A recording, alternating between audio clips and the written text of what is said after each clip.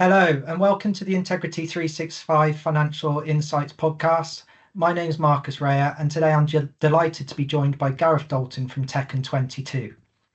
Today we'll be discussing how technology is evolving in financial planning and how to make sure we keep ourselves and our finances safe in a digital world. Welcome to you, Gareth. Thank you very much for joining. Could you perhaps just give us a little bit of background on how technology has changed and how to keep our finances safe in this digital world at the moment? Yeah, thanks for having me. So I think you could probably agree technology over the last 10 years, particularly the last 5 years, has moved on at a ridiculous pace. It's in our lives everywhere. How we live, how we work, how we stay in touch with people. Every day essentially is a digital day for the vast majority of people now. So if you think about it, on an average day, I don't want to pull a number out of the air, but you're probably hitting maybe 100, 200 digital touch points. Really? So if you think about it, if you want to do some shopping, you'll do that online, name dropping Amazon and the likes like that. You probably use your phone to pay for your cup of coffee in the morning. You message your family on WhatsApp instead of picking the phone up and calling them. Even simple stuff like booking a haircut, you do that through an app or through a browser. Same with booking a GP appointment as well. The things that's really accelerated it is the good old word COVID. When that came along, everything literally changed overnight. People who'd never got used to using video calling suddenly had to use Teams and Zoom. So yeah, it was a crazy time, but from a technology point of view, it really accelerated what people could do, and that change has stuck. I forget kind of what the world was like pre-COVID. Actually, I personally have got so used to kind of all these new online tools and things, and as you say, booking a haircut online and things like that. I actually have adapted okay, but there's going to be many people out there that are still perhaps struggling. Yeah. So all those changes stuck, and it's now what the expectation of convenience looks like. This is what people are now demanding every single day. So in terms of convenience, I've got children at home. More often than not, I think the digital world that they're living in, they text us what they want from upstairs if they're hungry and things like that. Certainly convenience is key for everybody. And I guess one of the kind of subject matters that's kind of been on everybody's lips or radar, so to speak, in the last year at least, is the kind of rise of AI and how perhaps that's taken more of a precedent into people's everyday lives. Yeah. Those dreaded two letters of the alphabet, AI. Everything. When we talk about a digital presence, inevitably there'll be some form of AI behind it. So the classic things that people will see probably every day that they just take for granted. So things like Netflix. When you're scrolling through a list of films or programs to watch, that's actually AI giving it to you, and it will be examining your viewing behavior. So whether you're pausing, whether you're skipping, rating, or even just hovering over a title, even the time of day, it's recognizing your habits and giving you the content that it thinks you like. It's exactly the same with YouTube as well.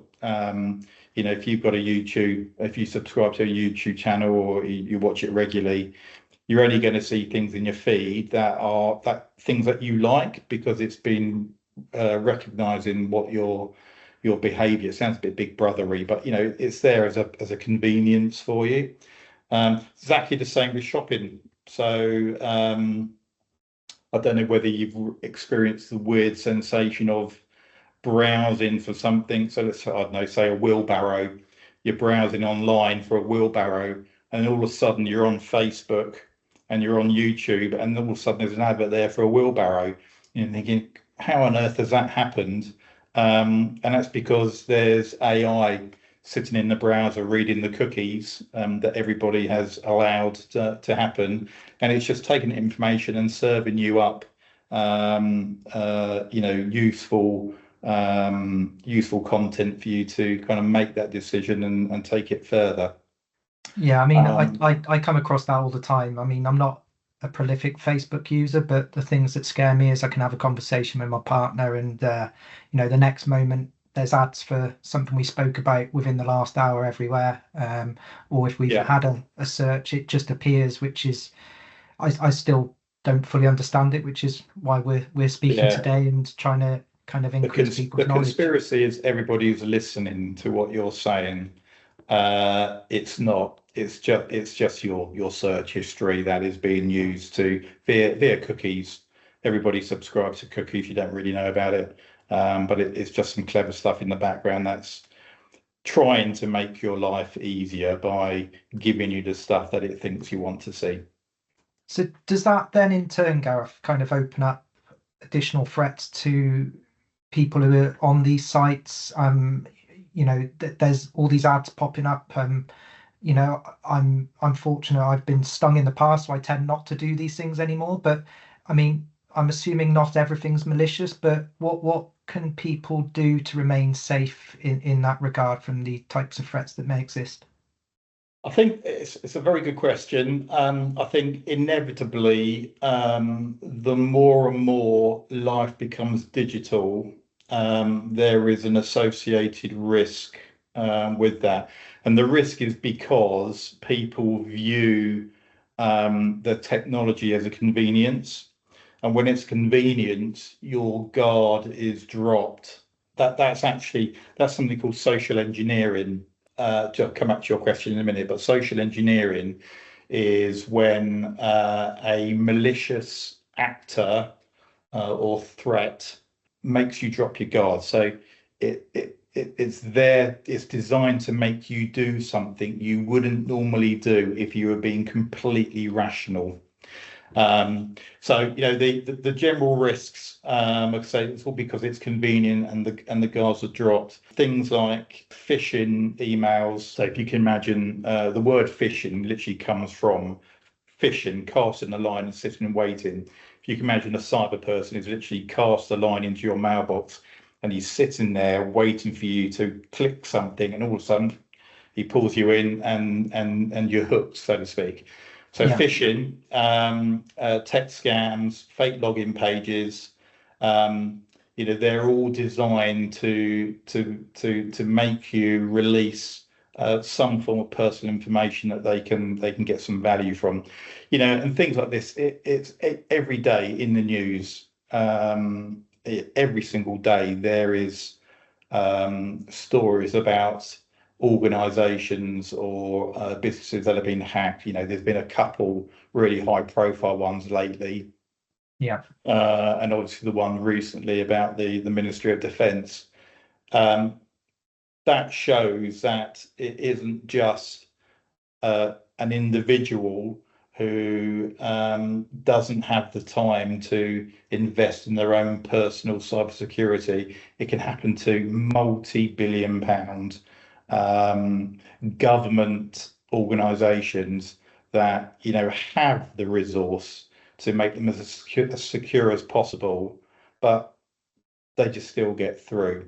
So it's something that everybody needs to become aware about. There's sophisticated attacks using AI to clone voices, for instance, or kind of what we call deepfake videos, which like really, I could be a bit of AI talking to you right now. I'm not, but I could be a deepfake video. You will see phishing emails purporting to be from HMRC at particular times of the year, when it's tax return deadline or P60 deadline, all that kind of stuff, where again, it's kind of social engineering stuff that you'll get them right at the last minute and you'll panic, and then you owe the revenue 5,200 quid in unpaid tax. And there's a link there to sign on to your HMRC government gateway, but it's not. It's a fake site, but it looks incredibly real, and that's a classic phishing. So you sign in with your revenue account, and all of a sudden, all your personal details are in the hands of hackers. So good cyber habits on that. You have to view your life as you would do your home. It's very rare, although I used to when I was a kid, probably go to bed without the front door being locked. But now, you lock everything up and you double check it. It's exactly the same on your digital life. You need to have, people need to be aware. So have some form of cyber training, cyber awareness training. There's some great government resources out there. So on the National Cyber Security Centre, nscc.org, I think it is. There's some great stuff on there for anybody just to go on and just get kind of upskilled in cyber awareness training. The big factor is passwords, good strong password practice. I would always recommend never having a password with a number on the end that you just change the number onto the next number when you come to change it. That's a big no-no. It's a big giveaway. So if your password is compromised, anything with a number on the end, they're going to keep trying the numbers until they get in. So what I tend to recommend is to have just two completely separate words. So looking around the room now, phone and bottle. So phone in uppercase, bottle in lowercase, a range of numbers, and then a special character on the end. So it's completely random. And then also just on that, and just coming back to my last remark in terms of actually changing your password regularly, it's much safer to have a really strong password. So one which is, you could say 16 characters long, made up of random words and letters and numbers like we just spoke about, but it's something you can remember quite easily.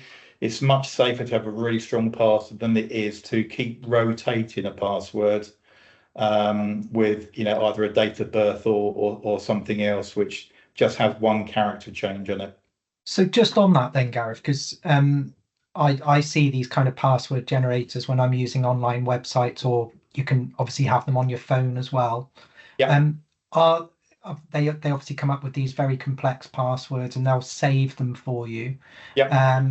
So assuming nobody steals your phone or browser, they are a safe way of kind of looking after your passwords and ensuring your online protection.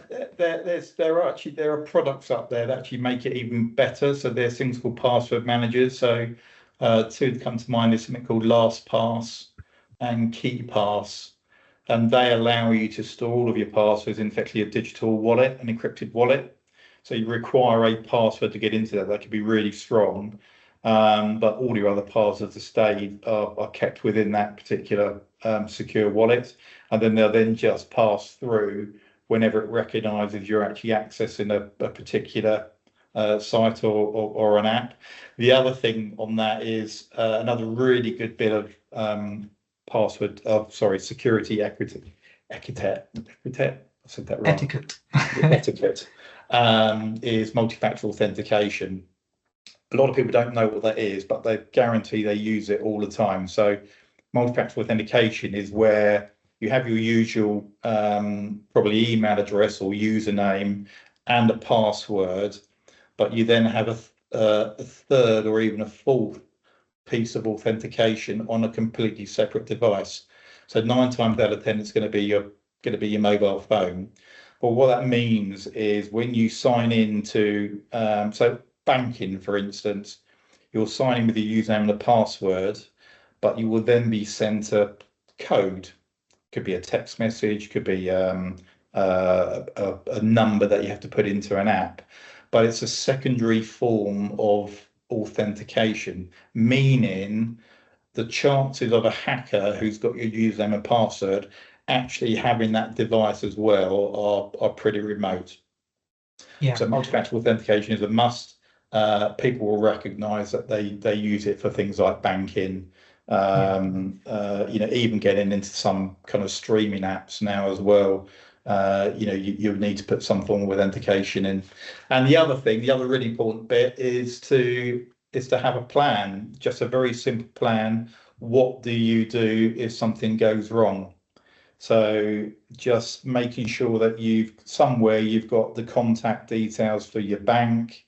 A lot of banks now have fraud hotlines where you can go in straight away. Knowing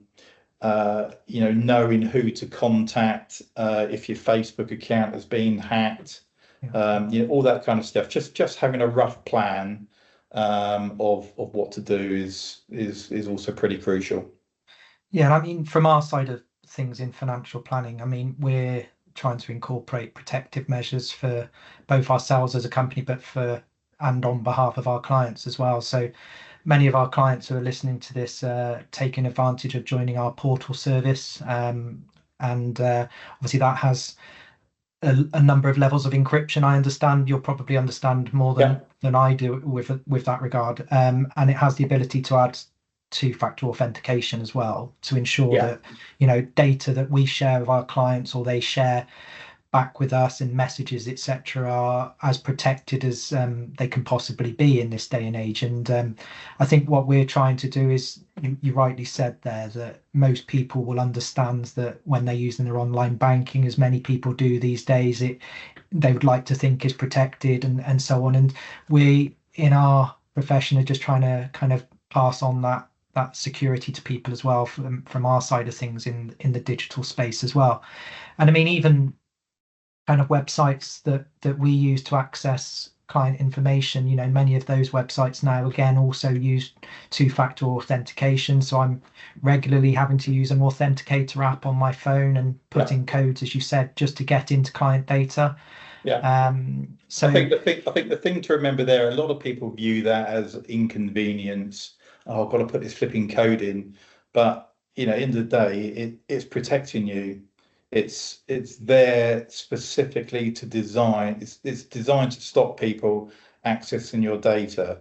And what I'd say to that is just imagine what would happen or how you would feel if that data got into the outside, all your financial data, if it got into the outside world, you'd be devastated. So multi-factor authentication is probably one of the best inventions from a cybersecurity point of view, just as that secondary form of identification. So don't ever knock it, embrace it and appreciate it, I think. Yeah, I completely agree with that. I mean, the ease of doing everything online, digital based kind of, the move away, to more email based text exchanges, children on social media platforms like TikTok, and the like, and YouTube and everything like that. It's just trying to make sure we ensure our safety, both ourselves, and if you're providing a service, making sure your client base is protected as well as can be. Yeah, I mean, commenting on your piece about the online portal, for me as an individual, one of the key things there, it's a much more modern way of doing things. Great talking to you, great having a meeting with you, but in today's world is a rush. Everybody's busy, everybody's doing their own things. You kind of want to deal with some of your probably more personal finances, maybe when you're sitting down having a glass of wine and you're a little bit chilled out. So, and obviously I don't want to be bothering you, when we're going through that process. So, having a secure portal, brilliant. It's a modern way of doing things. Being able to message you, knowing that I'm messaging you securely through a proper business channel. I know WhatsApp is encrypted, but having something which is feeds directly into the business and my messages are saved within my account and stuff like that, is a much better way, a much more slicker way of working currently. It's great to have face-to-face chats, absolutely, but to me it's a much more flexible way of communicating with people in this kind of day and age. And the thing to remember there is that if you are on a portal, not just the Integrity portal, but any site where you are conversing with personal data, key thing to look for is a little padlock. So up in your address bar, if there's a padlock there, that site is secure. If there's no padlock there, as a lot of the spoofing sites are, won't have, then you know you're kind of on a dodgy site. So always have a look for that. In terms of advice, we'd call that kind of digital housekeeping, I guess, personal digital housekeeping. So as we've just discussed, always look for encrypted platforms like a portal. Never send any personal information over email ever. Whilst I can type in the email to you, I can hit send, and you can receive that email. There is a big digital gap in the middle. I know it only takes seconds for you to receive it, but there is still somewhere in between that email where information can be intercepted. Someone can do something with it. That form of cyber is called man in the middle, where there's someone that's actually grabbing your data and they can manipulate it. What they can actually do is actually hold that email, manipulate it, re-deliver it to you with the wrong information on. You can reply to it. They'll grab that email, manipulate it even more, and the original sender gets it back. And you're playing with two completely different bits of information, but you just don't realize it. So never send personal information on email. Always use an encrypted method of communication. As we've already spoke about, password management, multi-factor authentication, again, an absolute must. If you're offered by a provider or a website or somewhere like Amazon or LinkedIn even, if you're offered to use multi-factor authentication, do it. Don't say skip. Don't say not now or remind me in a week. Do it. Really, really important. And then lastly, we've already spoke about it again, phishing emails. If you receive an email and you think it's too good to be true, the old saying, it probably is. Yeah. If you receive an email and it scares the living daylights out of you, and when I say that, I mean, let's just say you received an email from Vodafone with a bill, and your bill is £800, and there's a big button that says click here to log onto your account. Again, that's scareware. So that's designed to make you do something that you wouldn't normally react to. Yeah. Well, why is my bill £800? It's not normally that big. Or even more so, hang on a minute, I don't even use Vodafone, but I'm still clicking the link to log into my account. Yeah. So looking out for emails. If you receive an email from a provider and you don't normally receive emails from them, again, question, why am I receiving? I've never had an email from you before. You've never asked me for this information on the email before. And the absolute best form of checking for that is actually going back 20 years, picking the phone up, not replying to the email, picking the phone up, finding a telephone number and asking them to verify, did you send me this email? They won't mind. So yeah, weirdly, going back to kind of like an analog era is the way to verify stuff like that. If you've got an email, it doesn't matter if it's legitimate or not, if there is a button there for you to press, the best bit of advice is to pause. Don't just click it. Just literally sit there, absorb what's in front of you, work back, think, have I received this before? Does it look okay? Do I know the person that sent it to me?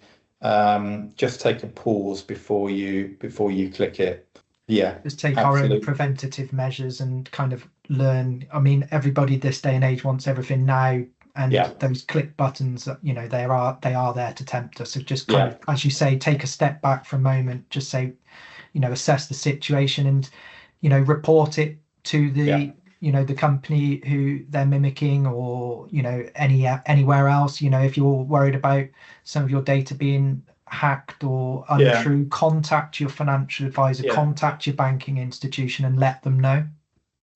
So I mean, if I was going to give you some tips, so that's the housekeeping part of it. If you have been if you think you've been compromised in any way, again, kind of going on from the last bit of advice, to pause, The second bit of advice is don't panic. Absolutely don't panic, because when you panic, that's when you start doing things wrong and you can actually make matters worse. So don't panic, but act quickly and act decisively. If it's something like a scam or a bit of fraud on your banking, get onto your bank and freeze the cards straight away. As I said earlier, most banks will have a 24/7 hotline, so get onto them straight away. The sooner you report stuff like that, the sooner they can do something about it. And also the fact that you've reported it quickly means I think most banks now are obliged to actually repay anything that's proved to be cyber orientated, but obviously they'll appreciate it if you report it quickly, and they can do something about it in terms of stopping any particular fraud, and also stopping any losses that they may well incur. If you think any login details are being compromised on anything, not just banking, change your password immediately. Don't go through any links to change your password. So what I mean by that is, if your Facebook account has been hacked, and you've got an email there from Facebook saying your account's been hacked, click here to sign in. Don't do that. Open up a new browser, go to facebook.com as a fresh source, rather than acting on something that's been sent to you, and go about changing your password that way. It's also really important, as you've seen every single day this kind of stuff happens, to report stuff. You may just shrug your shoulders and say, well, if it's happened to me, it's happened to 1,000 people and they're going to be reporting it. Don't have that frame of mind. It doesn't take long. You can go, there's authorities like Action Fraud, which is a UK-based, government-backed kind of portal where you can report scams. And the more and more these databases build up, the more and more education can come out. And it helps them build a picture of what's going on, and prevent other people from being targeted as well. If there's something happening with your bank, obviously as we've said, let your bank know 100%, but also let your financial advisor know. So you would want to know, so you could keep an eye on anything that may be going on in terms of the patterns that you see in terms of spending and stuff like that. No doubt, obviously, you'll be able to support them as well from a professional point of view, and you can bring in IT people if need be to secure any kind of device up and stuff like that. You probably want to keep make sure you've got your accountant or solicitor. That sounds quite OTT, but again, having that information at hand, it's all part of the not to panic but act quickly. So having that information there for you, just to be able to methodically just go through and say, right, done that, is really key, just to make sure you're all up to date. And the last thing is, once you've got it under control, sit back, take stock, and use it as a chance to review what's gone wrong. And again, it may be just you suddenly thinking, do you know what, I haven't changed that password in 5 years. I should get into a habit of getting something a bit stronger. The most common passwords, believe it or not, is password. And then the second most common password is 1 2 3 4 5 6. So again, if that's what you use, people who are watching this, if you use stuff like that, absolutely change it now. But yeah, take time just to review your own personal circumstances. If you're an individual, if you're a business, absolutely take time to review what's going on. The human element is always will be your first line of defense. You can have all the tech under the sun. The weakness is the human being with the information that's up there. And unless they are savvy, you don't need to be really technically savvy. You just need to have a common sense kind of savviness about you. So take stock, educate yourself, keep informed in terms of what's the what's the current threats, and again, they're in the news every single day, and small kind of marginal gains in terms of your knowledge make a big difference in reducing that overall risk. So keeping knowledge up to date. And I think if people are fortunate that they've not found themselves in this position that we've been describing here as well, is to ensure that the business have people in the background like Tech and 22 to kind of try and prevent such things happening.